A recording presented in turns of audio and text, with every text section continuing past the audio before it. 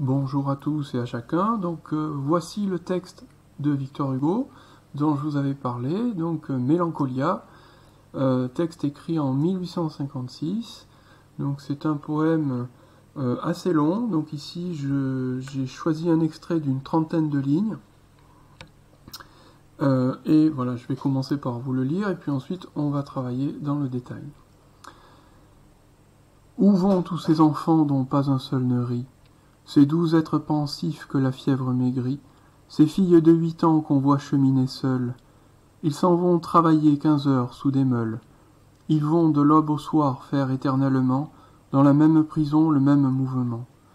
Accroupis sous les dents d'une machine sombre, monstres hideux qui mâchent on ne sait quoi dans l'ombre, innocents dans un bagne, anges dans un enfer, ils travaillent. Tout est d'airain, tout est de fer. Jamais on ne s'arrête et jamais on ne joue. Aussi quelle pâleur, la cendre est sur leurs joues. Il fait à peine jour, ils sont déjà bien là. Ils ne comprennent rien à leur destin, hélas. Ils semblent dire à Dieu, petits comme nous sommes, notre Père, voyez ce que nous font les hommes.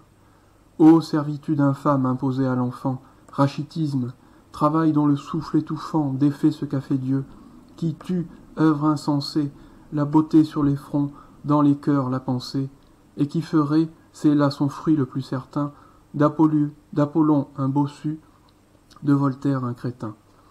Travail mauvais qui prend l'âge tendre en sa serre, qui produit la richesse en créant la misère, qui se sert d'un enfant ainsi que d'un outil, progrès dont on demande où va-t-il, que veut-il, qui brise la jeunesse en fleurs, qui donne, en somme, une âme à la machine et la retire à l'homme. Que ce travail, haï des mères, soit maudit. Maudit comme le vice où l'on s'abattardit, maudit comme l'opprobre et comme le blasphème. Ô Dieu, qu'il soit maudit au nom du travail même, au nom du vrai travail, saint, fécond, généreux, qui fait le peuple libre et qui rend l'homme heureux. Donc voilà pour ce long texte. Alors on va s'intéresser, pour commencer, par les 6 premiers vers. Et puis on va faire donc une analyse linéaire, c'est-à-dire donc ligne par ligne. Alors si on regarde comment commence le texte, en fait on voit qu'il s'ouvre par 3 questions rhétoriques, c'est-à-dire donc 3 fausses questions, puisqu'une question rhétorique c'est une question où l'auteur apporte lui-même la réponse à sa question. Si on regarde précisément, on a ceci. Où vont tous ces enfants dont pas un seul ne rit? Point d'interrogation. Ces doux êtres pensifs que la fièvre maigrit? Point d'interrogation. Ces filles de 8 ans qu'on voit cheminer seules? Point d'interrogation. Et aussitôt il répond. Ils s'en vont travailler 15 heures sous des meules. Donc la réponse est simple et abrupte. Ils s'en vont travailler. Dans ces 6 premiers vers, en fait, le poète décrit les conditions de travail de ses enfants et les conséquences sur leur santé. Et la première remarque qu'il fait par rapport à ses enfants, c'est qu'il ne rit pas.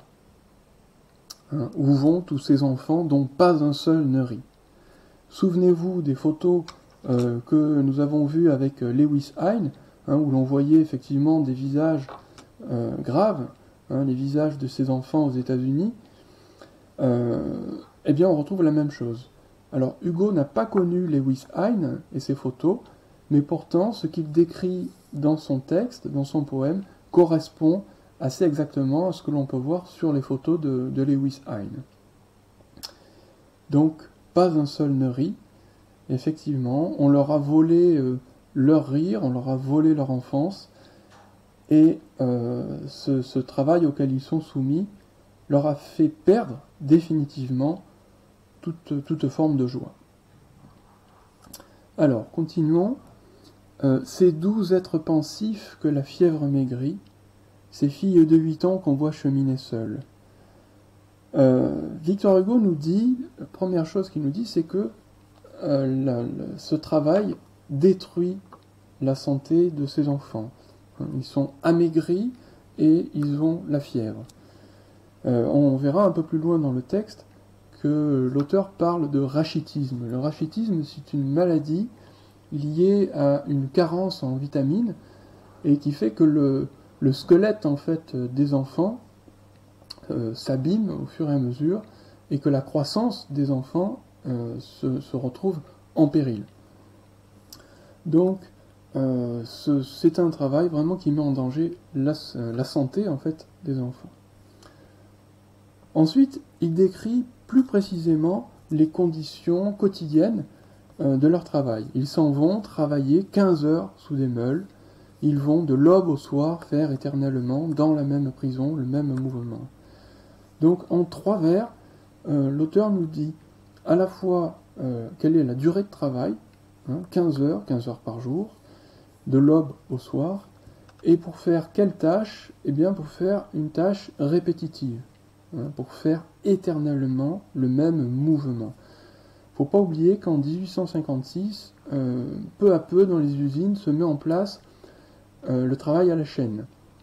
Donc ces enfants sont soumis vraiment à un travail assez dégradant, répétitif, qui est assez destructeur. D'autre part, au lieu de parler d'usine, le poète parle de prison.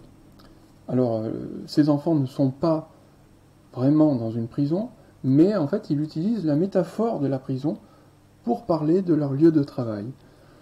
C'est une façon de dire ici que l'usine est en même temps un lieu d'enfermement, donc, et de souffrance, bien entendu. Donc voilà pour ces 6 premiers vers où on a l'ouverture en fait du poème. Donc la prochaine fois, on avancera du vers numéro 7 au vers numéro 12.